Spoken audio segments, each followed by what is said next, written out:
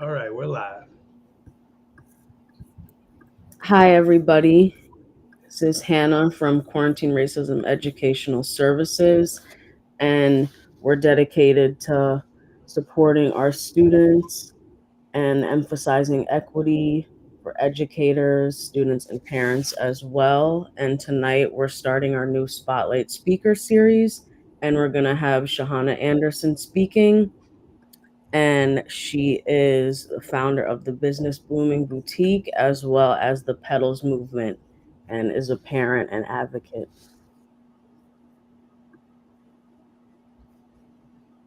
I can speak? Yeah. Or okay, I wasn't sure. Well, thank you for that lovely introduction. So again, like she said, my name is Shahana, but everyone calls me Hannah, so Hannah's fine. Um, so I first I just want to say thank you guys. Sorry so much for like allowing me this opportunity to come and speak. I feel like it's important for parents to be able to not just to have a voice, but for their voice to be heard. So I like to feel like I'm speaking on behalf of all parents. So I just want to also just state that I am a mother. I live in Springfield, Massachusetts. Like she said, I am the founder of Just Hana Business Woman Boutique and also a movement called Petals. It's parents empowered to advocate for lives and safety. I started it once this situation with my daughter took place. So what ended up happening was September 13th, on as a Saturday, my daughter friend came over, two boys that she went to school with. That one of the boys I happen to take a liking to. I take him with me on trips, like to the mall, to dinner, things like that, birthday parties. Anyway, they came over and they went to the park. And to make a long story short, he wanted more of her snack that she already shared with him. Sorry, my work email is going off. Sorry. So he wanted more of her snack, and she said, "Well, I already gave you some." And he said, "If you don't give me any more, that he was going to use." I'm not sure if we can I say knife on here or Yes, I say tool. knife is fine. It's fine. Okay, because I know on social media you can't say some of those things. All right. So he said that he would use this knife on her, and he showed her the kitchen knife. And she said, "Well, I'm going to tell my mother." And he said, "Well, you're not going to make it home in time to tell her." So she ended up giving him the snack, and she was smart about the situation. As scared as she waited for the situation to die down so that way she can go home without him being alarmed and trying to hurt her. So when she came home, she still didn't tell because she was scared. So her friends encouraged her to tell. So she told me the next night before school because she was scared to go to school. So I called the police. They came, they took a report. They told me to go over to the school. They were going to go there too, but in case I got there before them to let them know that a police report had been filed. That way, in case he came to school with the weapon, they'll already have, understanding of what took place. So as soon as I went to the school, and I went to the office with the principal, she was already irritated. I don't know why. I could just tell that she was irritated. And I was like, maybe because it's Monday morning, this is not the first thing she wants to deal with. But again, it was a serious situation because both of the children, all three of the children go to the same school and they're all in the same grade. So when I was speaking with her, she took down the information, and I always trusted the school that my daughter attends. I never had like a situation where I didn't feel like they were going to handle something. So I had no problem with letting her be the one to handle the situation. I can't see you guys. Did you guys leave? No, No. we're here. Okay. I don't We know. just, It's not we like just, Zoom. Not like when Zoom you can see everybody. I feel like I'm just yeah, talking. I feel like we I'm just, talking. we're just So highlighting you. That's all. okay, that's Yeah. okay. All right. So anyway, so I when I left, there you go. That's so much better because I'm like, who am I talking to? All right. So once I left the school, I felt like they were going to handle the situation. I didn't have any other reason not to think so. So I let my daughter do all the talking in the meeting. That way, everything came from her. It wasn't me saying, "Remember, you said that they did this." I let her do all the speaking. And she's also a child that's on a 504 plan, and she gets really confused easily if you give her the same situation and you present it different ways. She'll get confused. So I allowed her the opportunity to express herself so that way they can know that she's capable of speaking. Just give her the time to do so. So I go home. She comes home after school, and she's like traumatized, crying, saying she wished she never told because the principal interrogated her three different times throughout the day, had the counselor come in, the 504 builder come in and ask her the same questions again, and then say, "Well, didn't you just get back here on Wednesday and you're already causing drama?" And she was like, "Well, how am I causing drama? Because I'm telling you what happened to me, like he threatened my life. And then the thing is, he admitted it. He told him he had the weapon. He told him that he threatened to do that to her.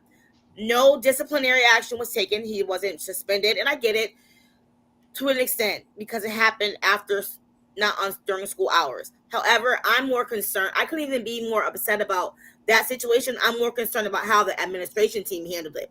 You said she was causing drama. You told her you was going to call her old school.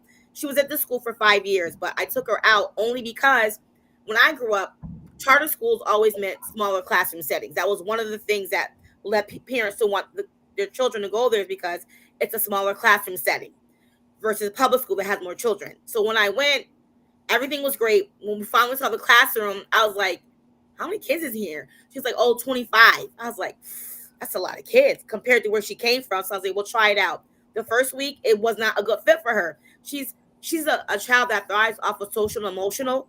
They don't have a lot of that there. It's very militant. So we agreed it was best to put her back. So for the principal to say that she's causing drama, she just got back. She's been at their school for 5 years. I've never had a parent meeting for disciplinary action. She's never been on a behavior plan. She's never had you guys call home for me to come in and talk to her. So to say that she's causing drama is news to me. And I'm like, that really doesn't fit the situation here either. And then you threatened to call her other school to see if she was causing drama over there. And then also you even went on to say, well, did you guys have a crush on each other? Like that was a reason for him to have a knife. And I'm like, there's no reason for it. All right, all of these things, I said, this is absolutely not. So that's when I end up putting a video on social media on what to do. I don't need someone to tell me to call the school department. I already know that. Yahoo.com. Peggy Jones. Sorry. I'm so sorry. Yahoo.com. Hold on. So sorry about that. No one ever calls me until I'm on a Zoom. I promise you that. So never. So I end up, a lot of people reached out and said, call the Department of Elementary and Secondary Education. And then they said to reach out to a lot of community leaders, the school committee, all that. So I sent out emails. I tagged everyone on them. I filed the 51A on the principal for neglect and inducing emotional distress in my daughter, because that's part of her 504 plan, that she's very sensitive and she has anxiety. All of those things. When DCF asked me, did I have was I in the system for having a 51A filed on me, and that I couldn't file a complaint on her. I can go to the school. I said, I know I can go to the school, but also if it was a parent, they will call DCF on me. So how come the same procedure not being taken place there? He wouldn't take the report. End up someone on social media reached out and was like, ask who it was. And it was like, that's the wrong information that he gave you. He should have never said that. He can definitely take the report and look into it. And so I called the next day and they did. The superintendent did reach out, but she just got an office, is what I need everybody to understand. She just got an office. She's trying to clean up years of things that took place before she got there. So throwing this on her too, by herself, I felt was unfair. And she's Black, she's African American. So therefore, I felt like before her, there were so many other superintendents that weren't African American. So let's throw all this on her. Oh, you have a complaint? Oh, take her down. She's not the issue here. The issue is you guys are putting people in leadership roles who really don't want to be there. They're there because of how much we pay them. The principal had a charge in 2013, her family for embezzlement and fraud, right? She was an adjustment counselor at the time. She had an open case for embezzlement and fraud. Her father worked for Springfield Housing Authority, and they were taking resources and services from low-income families and using it for themselves. But then you guys hired her back. You reinstated her when we service low-income families. So you're letting everyone know that we feel she's trustworthy enough to come back and lead the schools because she was found innocent. But she paid a $20,000 restitution fee. The innocent doesn't pay restitution fees. She gave up $237,000, any claims to it that was found in her home. The innocent doesn't just give up money that's theirs, and she gave up property too. But you guys are letting everyone know it's okay for you to do these kinds of things. We let you come back, and now you're leading the school. And now when the children come to you with a complaint about something, you don't take that serious. But we took everything that you came to us with as a serious action. And I just feel like they're not holding her accountable. I even I suggested so many things. Like I even went to the school and spoke to them with their City Connect individual and told them about the child who was the aggressor, that he needed services last year because he wanted to take his own life last year. And no one did anything but call DCF on his mom. Yes, a lot of times kids may want to harm themselves because of what's happening at home, but that's not always the answer either. And when you found out that she wasn't guilty of anything, why didn't you provide her with any resources like a therapeutic mentor? He definitely could succeed with a therapeutic mentor because he looked at me as one. So he definitely would like been able to have one and do really well with it. I told him about that. Someone else went to come up to the school and talk to the principal and the students as well to make a better learning environment.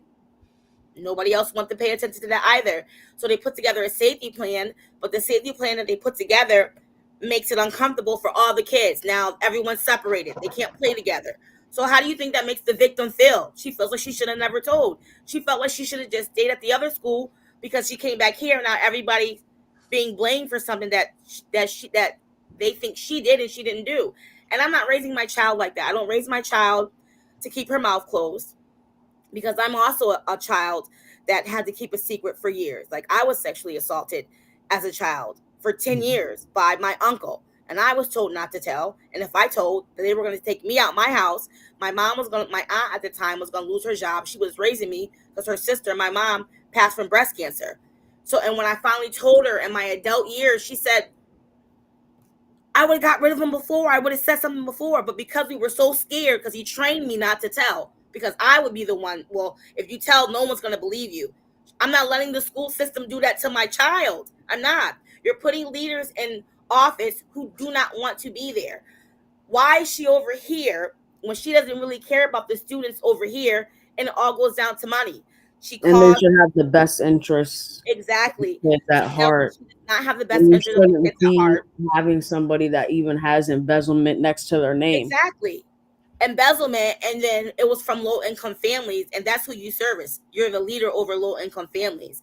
And then she doesn't work well with the therapists that are for the children that do have mental health issues. She makes it hard for the therapist to communicate with them, but what she does in return is she'll constantly threaten the parents if their child doesn't come to school. One child, and I can share this story because me and the mother talked, that the child has PTSD, and it's in her therapeutic plan that there's times that she, with agoraphobia, because I have agoraphobia, she can't leave the house sometimes. The principal will call the mother and say, well, she's not in school, so do I need to call DCF? And then when a girl comes to school, she'll say things in front of everybody like, it's good to see you in school today. Hopefully you won't miss all those days like you did last year. That's personal. That's private. Ms. Anderson, what struck me in your story, the idea that the principal was trying to punish your daughter because she is causing drama. What does drama mean? Right. This is really very vague and not constructive. Also, inventing and kind of punishing a child for it, it's not right.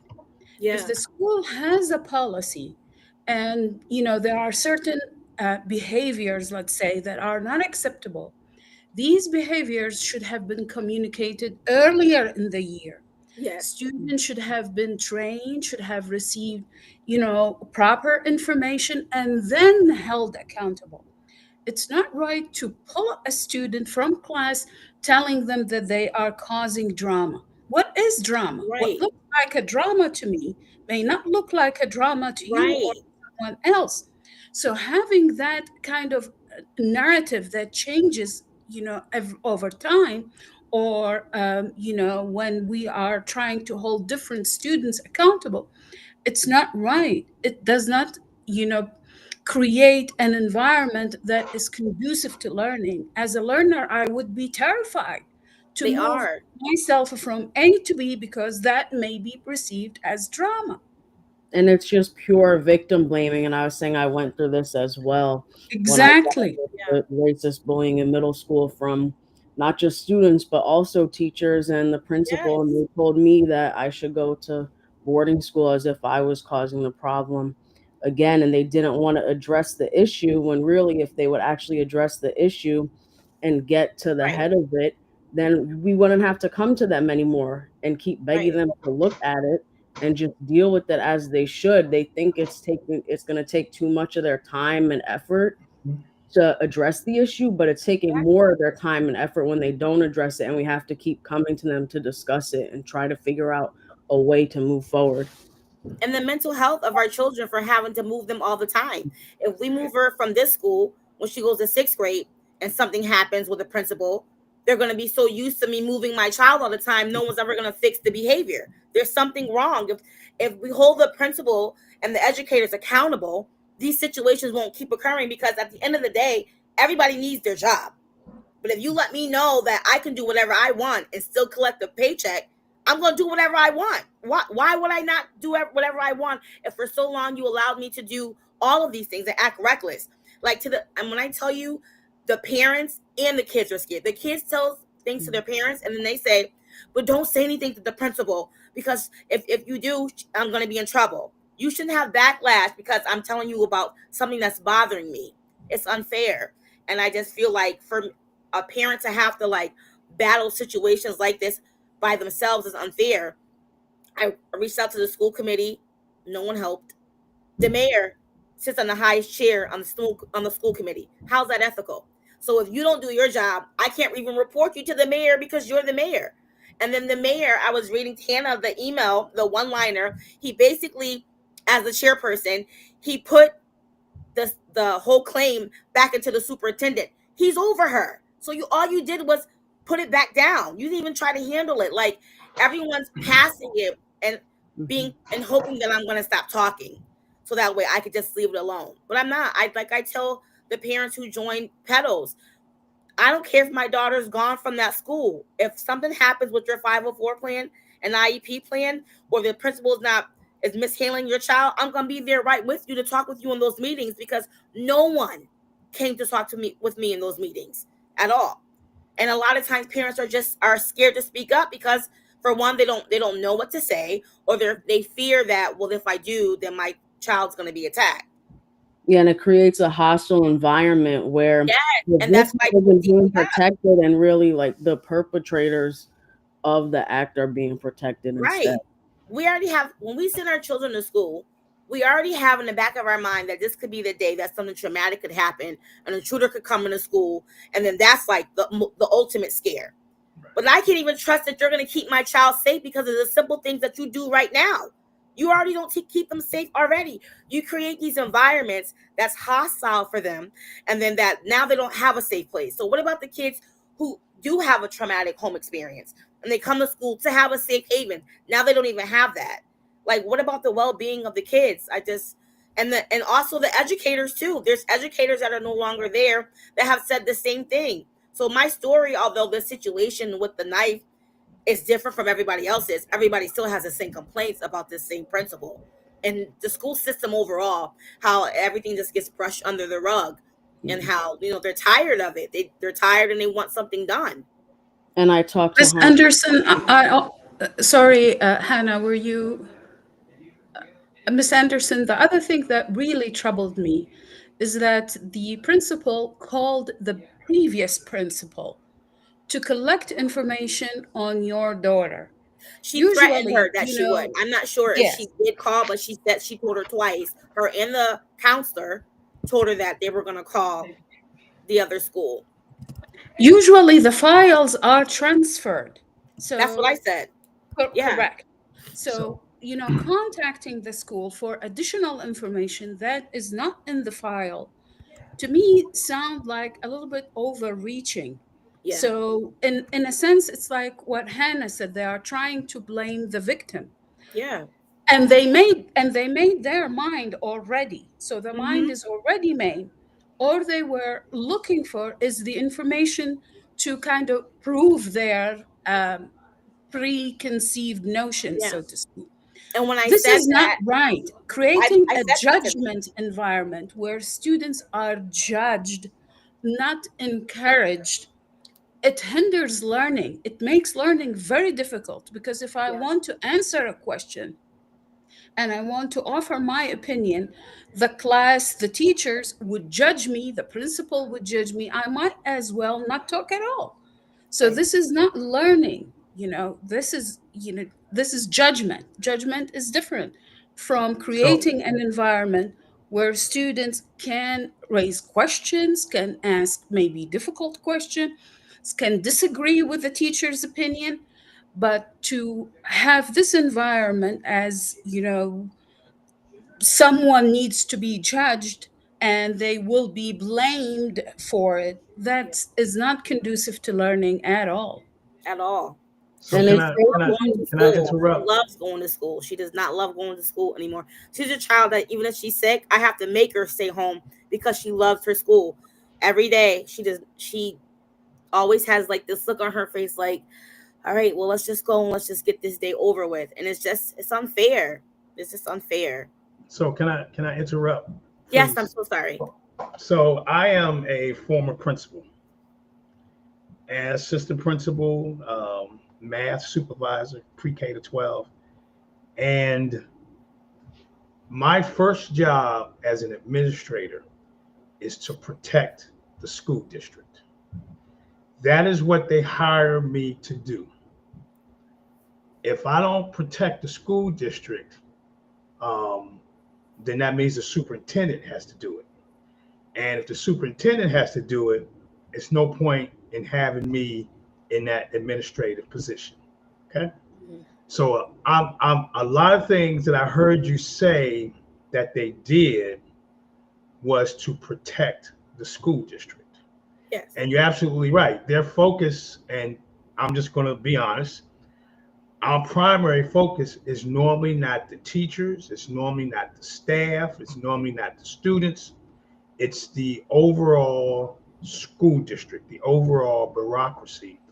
And we want to protect them from being sued.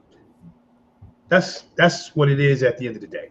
And so that's primarily why you're getting the responses that you're getting. But what I started thinking about was, what does it take to make the students feel safe? So first of all, your young person is under 18 years old. Yes. So anytime that an administrator interviews her, counselor, teacher, anybody other than instruction, you can send them a email that says you have to be present. Yeah. And then that and then that way, if they want to do any type of investigations, if they want to have any conversations with her, they have to call you first to get permission. So that's the first thing that I would put in writing. The second thing is you actually have a great window of opportunity because of the organization that you are now involved in. And you said it was a parent organization, right? Yeah. So what I would begin with is with a student survey. And the student survey would ask the students, what does it take for them to feel safe in the school?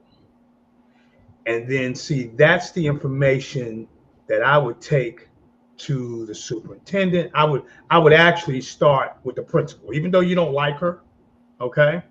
I would start with her first with those survey results, because when I look at the superintendent's evaluation, see, this is how you get them, okay? Okay. When I look at the superintendent's evaluation, part of it is planning. And so your question should be, we surveyed our kids. What type of plans are you going to put in place to make them feel safe? Now, one of the things that they did do was you talked about at the playground and they couldn't play together, right? Mm-hmm. And so what they're really doing behind the scenes is not only are they protecting the school district, but they're making sure that they don't get sued, and that if somebody gets hurt, that they don't have to pay and their insurance premiums increase. So that's why they did that. Okay. But my thing is the person the boy who did it should be the one being removed, and her daughter should not be the one that's being punished for it. And she shouldn't have to worry about coming into contact with the at recess, different hours of the day, and they should have been, it's kind of like rewarding bad behavior and again victim blaming. Well, one of the things that we do as administrators that we don't divulge is we do stuff like go through student lockers, because if you come to me with a complaint as an administrator, it is my responsibility not only to protect that child, but to also protect the other child. Now, I want to be very clear. I'm not taking this kid's side, okay? Mm-hmm. I am just explaining to you what it is that they do and that they're supposed to do. And so when you first complained, one of the first things they probably did was check his locker, and then they checked his school bag to make sure he didn't have a weapon on him. And when we as administrators have that kind of complaint, by law, we can check those things. And we can check those things without permission, unless in writing a parent has told us, do not, outside of instructional processes, do not have any conferences with my child because they're underage unless I'm there. So that's some of the things that we do, okay? And so what I hear you saying is that at the end of the day, you need not only for your child to feel safe, but you need for all the other children to feel safe. And so, and it's not sending that message what they're doing. And my thing is, if they're worried about protecting the school district, they should address this issue, and people wouldn't have a problem with them if they actually did the right thing. So that would be protecting the school district. Right. There wouldn't be a lawsuit if you did your job and did it well. No one should have to micromanage you to do your job. Ms. Carsonell, I agree with you 100%. But this is the reality, Ms. Anderson.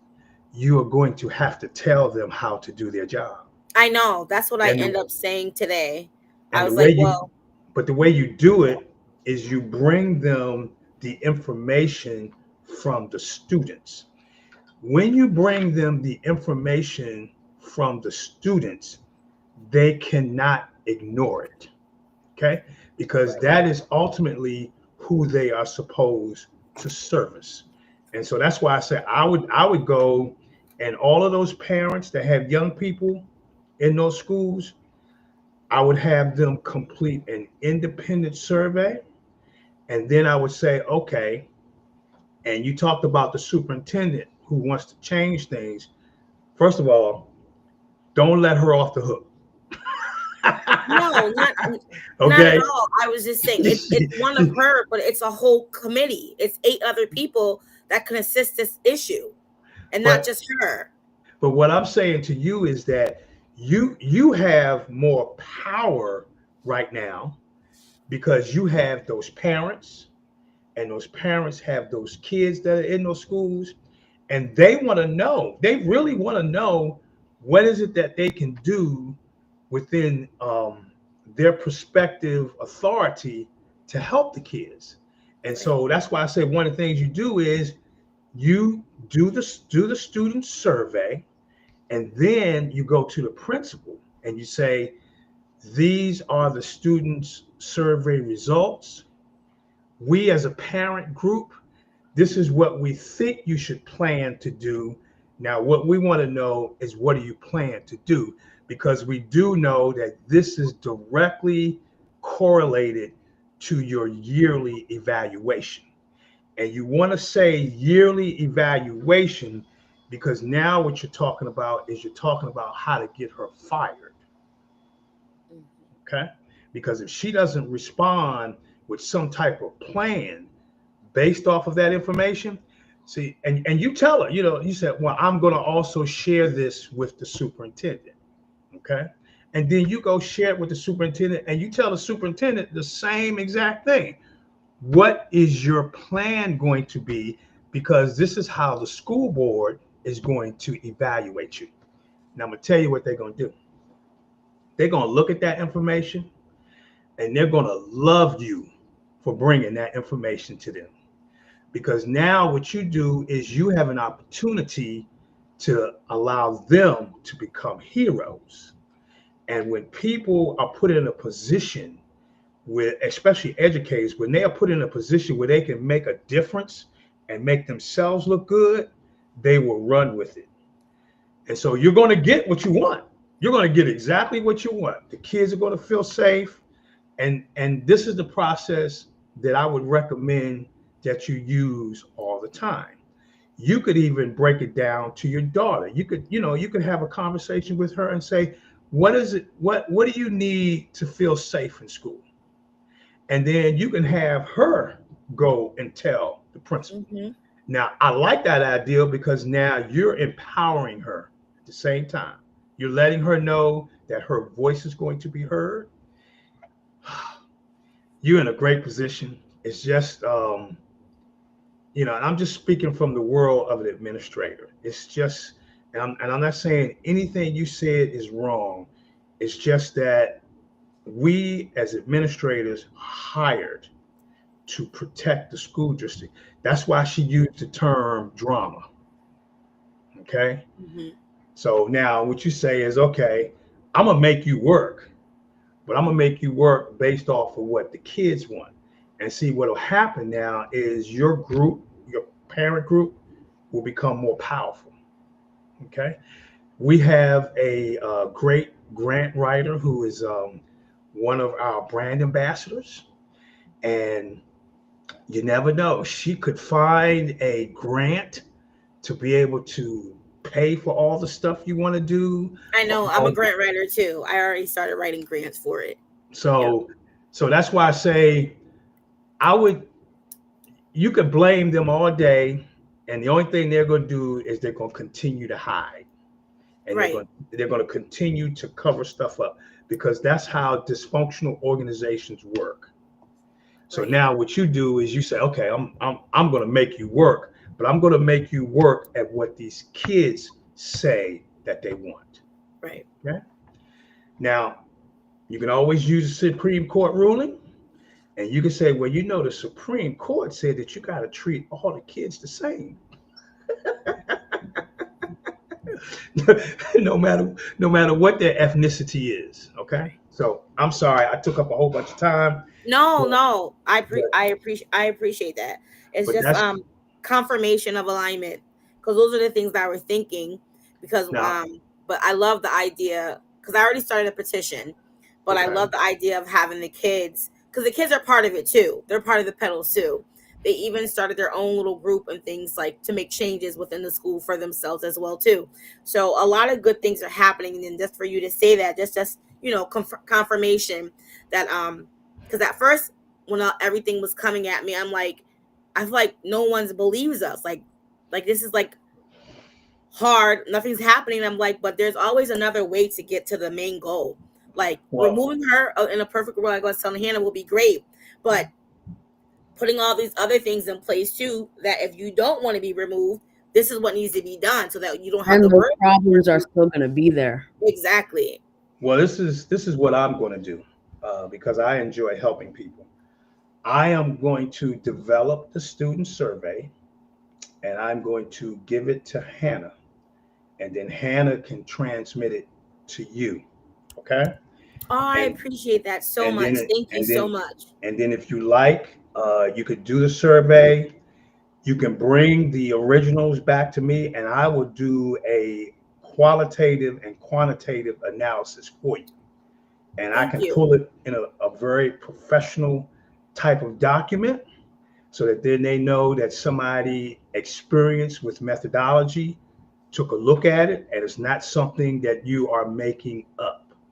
And then you can take that document and you can wave it in their face. And the nice thing is, this is just September. So we got a whole lot of time. But I will pull together the survey, and I will transmit it to Hannah, and then she can transmit it to you. And then we can help you as a team. That's what we can do. I appreciate this so much. How's that sound? Sounds like, I'm so grateful, because no one Like all the heavy hitters, everyone told me to go for help won't help. Not even a how's your daughter doing? None of those things. Not even a well, maybe you could try this. So anything that you've done, even the information that's alone, even if you weren't willing to do the survey for me, just giving me that idea, like that, try this, that shows like their support. Like, and it's sad that it didn't come from my hometown, but support is support. So I Well, I appreciate learned A lot of I- bureaucracy and bouncing back from one person to the other, and just basically sending you on a wild goose chase, and Yeah. people willing to do things. I learned, I used to be a math teacher, and I learned decades ago about the power of students, because when we were going through this gender transition, and they were telling the teachers, well, you can't talk to the students about it. And so I would get in class and I would say something about it, and the kids would look at me and I would say, are you asking me a question? Because if a kid asks you a question, you can answer it. Yep. And so they didn't like me at all. So I've learned how to circumvent the system very well. And that's how I know about the power of students and student voice. And you'll be surprised at how bad they want it. And I know on the social media posts, it's all the kids are sharing it. All the kids are in the comments saying, "Thank you so much for saying something. This is what's happening." She says that where's drama, but she likes to cause drama between the kids. Like, it's so much, and I'm like, something has to be done. The kids want a change. They really do. And well, they want to be treated right. Yeah. And they don't think, and she probably has biases, like we all do. We all have biases. So she probably has biases, and those biases have become pronounced in front of the young people. Mhm. And so they don't have the power to correct her. But what they can do is they can correct her through an anonymous survey. And then, like I said before, part of her evaluation is, what are your plans to improve the school?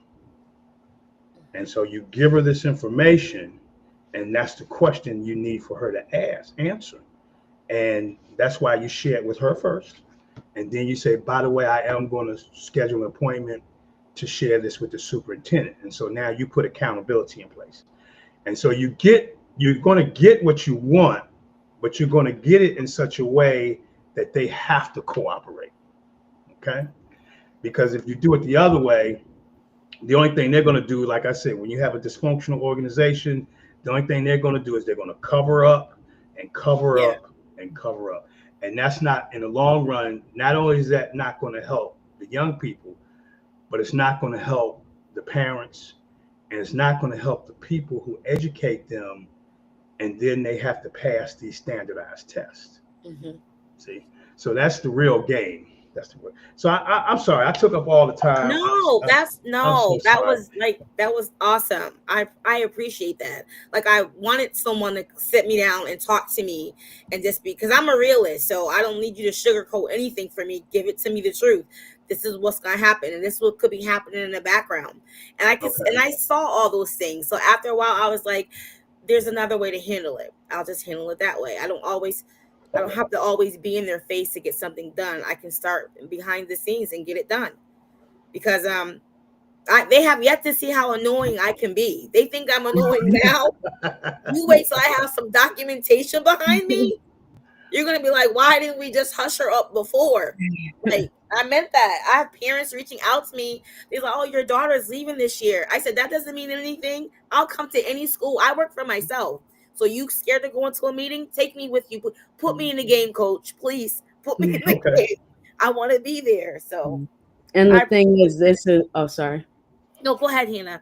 The thing is, this is not drama. This is dangerous. I mean, she was threatened, and as I spoke to you about, like with my school, the shooting that happened at my school, they knew about this kid. Even the FBI knew about him because of him making threats online.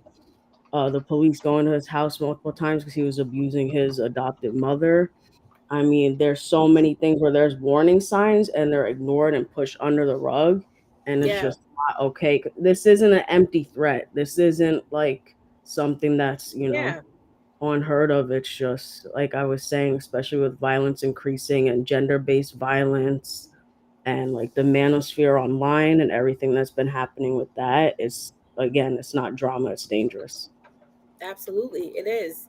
Because if he was to take her life, all I would give for Springfield Public Schools, I'm so sorry. I'm sorry, that's not good enough for me. Because there was a boy who went to school here, Carl. He told them forever that he was being bullied. He told them, all the kids told them, they did nothing. He took his life, and that's all his family got was, I'm so sorry for your loss. We got to start holding each other accountable for things. No, we can't change every child that comes through the door, but we can at least make the attempt to do something. Like, this child struggled all last year and still struggles now, and there's nothing has been done for him either. Like, you didn't just fail my daughter, you felt him too, because now he's trying to navigate through life thinking what he did is, oh, it's okay. They're just going to say, well, walk around the building, because that was the punishment. He had to walk around the building. And because he was outside walking around the building at recess, she had to sit down because he was walking around, so she couldn't play. That was the punishment. Yeah. Very interesting. Yeah, what they did for me was they had them write letters, but I was supposed to be the one to go to boarding school. But that's all that they were supposed to do. Well, I remember one time, long time ago, the principal got upset with me and smacked me on my hands with a ruler. And I went home and told my mother. And then after that, my punishment, well, it wasn't a punishment, but my debriefing was to sit outside the principal's office.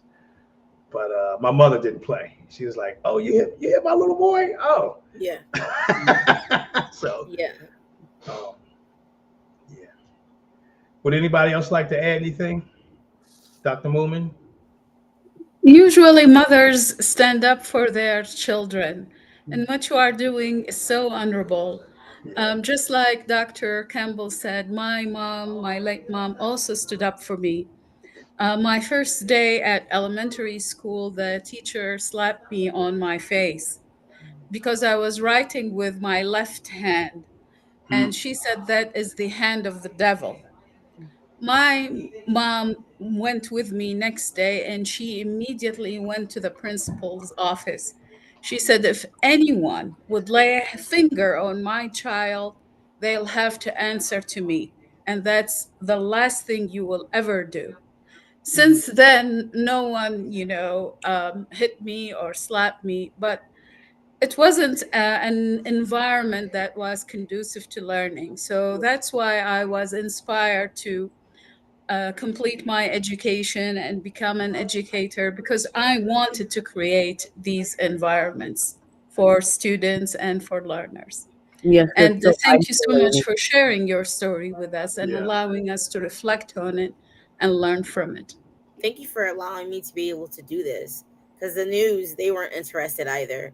They were like, well, you have other parents backing you up. And I'm like, this cannot be life. This can't be real. Like, her being, that's not enough. I was like, never mind. And then Hannah ended up reaching out to me.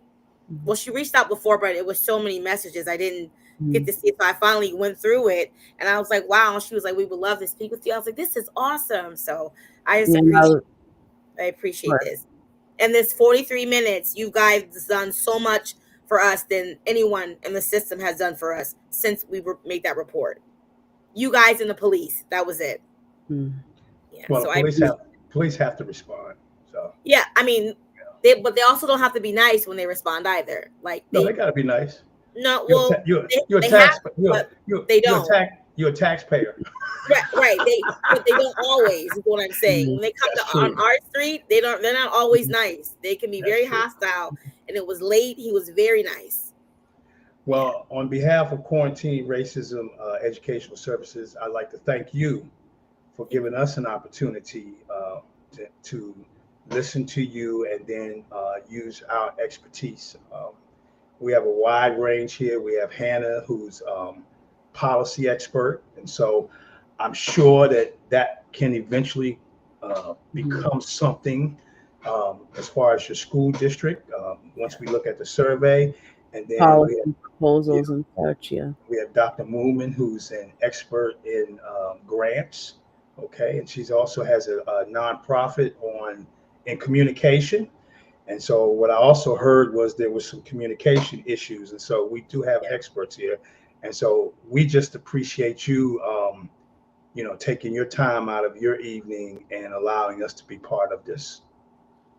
I have one question.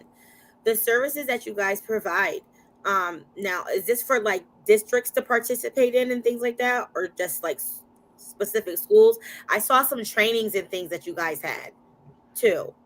Yes, we have a marquee course titled Promoting Positive Racial Teacher-Student Classroom Relationships, Okay. which is approved in the state of Massachusetts. And so teachers and administrators can take the course. Course is $297. They can take the course and they can receive credits that help them to keep this recertification in place. And then we also have a store, and in our store, we have a lot of affirmations for our African-American children. We have professional development items as well for school districts. And so we kind of run the range of helping our kids. Our motto is Black Learners Matter Too. And it's TOO, which means that we're not excluding anybody, but it means that we know that there's a need to have a greater impact for the young people. So that's why we have that as well. Absolutely. Thank you guys so much. I'll only be sure to share you guys' information as well. I love what you guys are doing. I think this is awesome. So thanks again for having me. I appreciate it. My daughter's and I'll make sure you get that survey soon. Yes. Very soon. I'm gonna send it over to Hannah, and then we can take it from there. And maybe we can, our focus is to help out young people, and maybe we can just start doing things to help out the young people in that community. Yeah. Thank you guys again. And thank you so much. You've been You're so welcome. inspiring to me, and I really appreciate your advocacy. Thank you. Incredible. Right. You guys have a good night. All right, you too. Take care.